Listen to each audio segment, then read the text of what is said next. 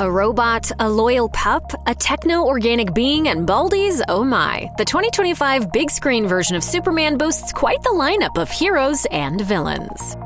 The Superman teaser opens with the Man of Steel crashing into snow, seemingly landing near his Fortress of Solitude. As blood drips from his mouth and pools in the icy powder, it's not looking good for the last son of Krypton. But then he calls Krypto, who comes tearing through the snow to find his friend. The rest of the teaser features plenty of other glimpses of the titular hero. There are a few moments in and around the Daily Planet, mostly alongside Lois Lane, the obvious love interest for both Clark and his alter ego. It seems likely that she knows about Clark's identity as this movie begins long after Superman's debut. While not much is known about the film's plot, considering David Corenswet is 31, we're guessing that this version of Clark Kent is in his mid-20s and is trying to sort out who he is in the world.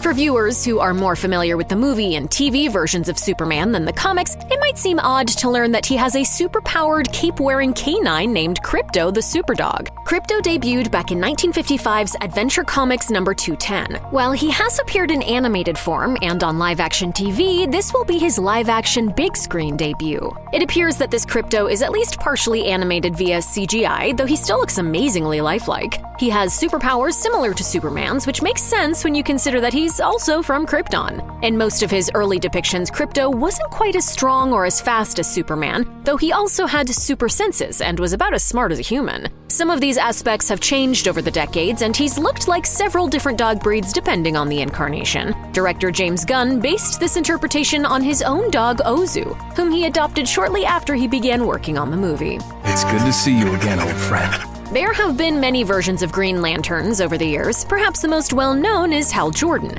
But he's not the only human who ever received a Green Lantern ring, as there's also Guy Gardner, played in this movie by Nathan Fillion, who looks quite a bit different than he usually does. Fillion is sporting a terrible bowl cut, but that's exactly how Guy Gardner appears in the comics. He appears briefly in the teaser as he enters a building surrounded by civilians. He uses his ring to obscure the windows, presumably to give the superpowered folks a little privacy. Guy is vastly different from the other Earth-based Green Lanterns, as he's incredibly egocentric and arrogant. Green Lantern rings are powered by a person's will, and Gardner has that in spades, making him one of the greatest Green Lanterns in history. Still, he can be challenging to work with at times. He's been known to use his powers to create hockey sticks, giant boots, a cosmic motorcycle, a monster truck, and more.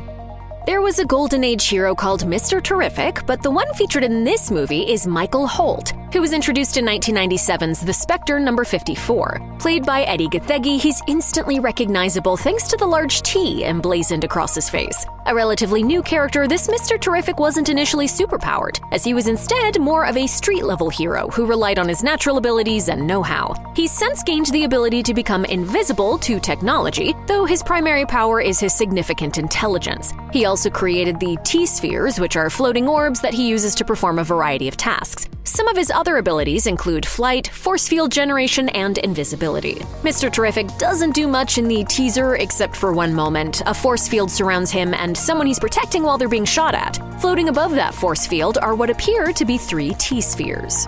So what do you need? More of your T-spheres.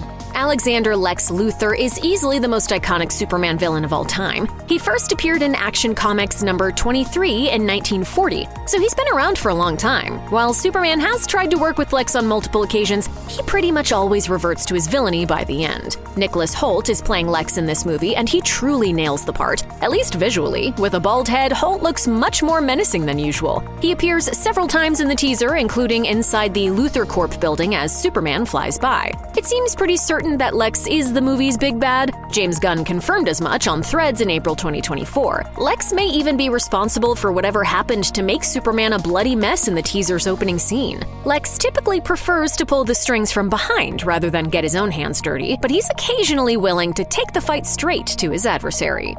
Hawkgirl and her counterpart, Hawkman, have been around since the Golden Age of comics, and they've changed a lot over the decades. Their origin stories tend to be a bit messy, though things have stabilized in recent years, and it looks like the Hawkgirl in this movie is Kendra Saunders, the latest version of the character. She first appeared in JSA Secret Files #1 in 1999. Saunders became a superhero after dying. Her body became possessed by the spirit of the Golden Age Hawkgirl. She then used her namesake's equipment to become the new Hawkgirl. She's being played by Isabella Merced, and in the teaser, she's flying through the city while wielding her nth metal mace, which is what gives her super strength. This is the only scene featuring Hawkgirl in action, so it's unclear what her characterization will be like throughout the film. During an interview with Young, Bold, and Regal, Merced revealed what it was like to work on the movie.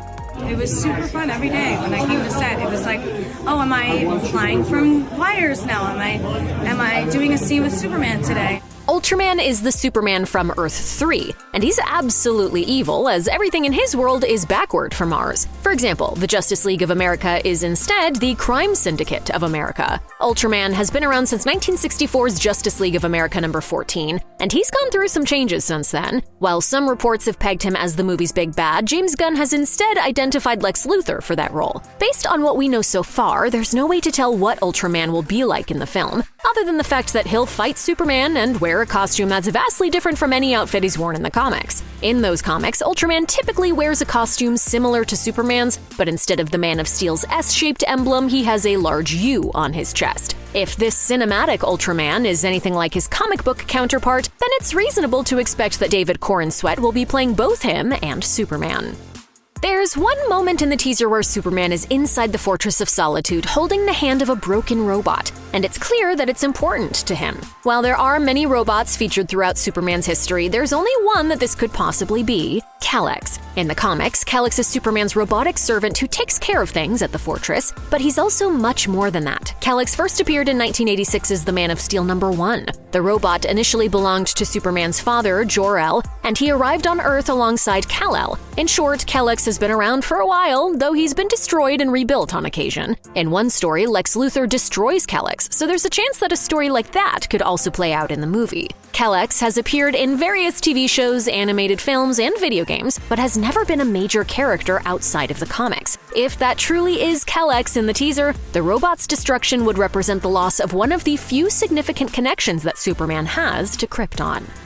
Towards the end of the teaser, there's a brief close-up of a superhero named Metamorpho, who kind of looks like the Night King from Game of Thrones. Metamorpho's unique powers include the ability to change himself into any element on the periodic table. He first appeared in 1965's The Brave and the Bold #57. That issue told the story of Rex Mason, who gained superpowers from an accident that occurred as the result of his villainous boss's machinations. Anthony Carrigan is set to play Metamorpho in the movie, but you wouldn't necessarily know it from the brief slice we see of him. The comic book version of Metamorpho typically has a gray face, but it's the orange and purple shoulders that really give his identity away in the teaser. The character's never been played before, so I'm, at least in real life. Metamorpho's powers are nearly as malleable as his shape-shifting body. He can fashion his arm into an iron and use it as a hammer, or he can turn parts of his body into pure kryptonite. Of course, kryptonite isn't found on Earth's periodic table, but Metamorpho can typically transmute his body into any element that he encounters.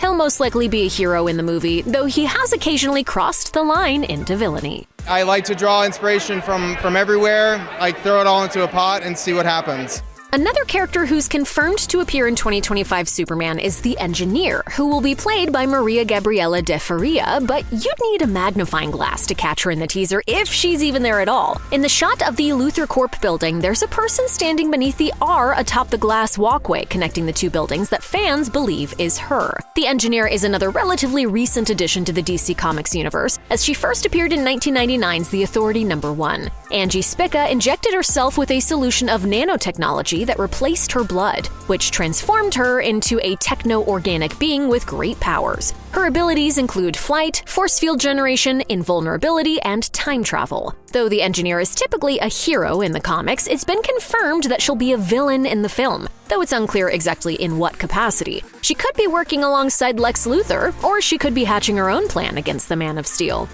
The Superman teaser also features a giant dragon-like kaiju tearing apart a city that's most likely Metropolis. The massive monster's fiery discharge envelops Superman, but if you know anything about the Man of Steel, you can rest easy that this is little more than a minor annoyance to him. Fire can't harm Superman unless it's magical in nature, and all he would care about at this moment is getting the monster away from innocent people. It's clear from the teaser that this kaiju isn't very friendly, so it's probably unleashed on Superman by the film's big bad. Regardless, it doesn't appear to be directly influenced by any specific comics character, even though the DC universe does have plenty of gigantic monsters in its publication history, a number of which have fought Superman. It seems most likely that James Gunn has created this creature expressly for the film, though it's possible he was inspired by something from the comics.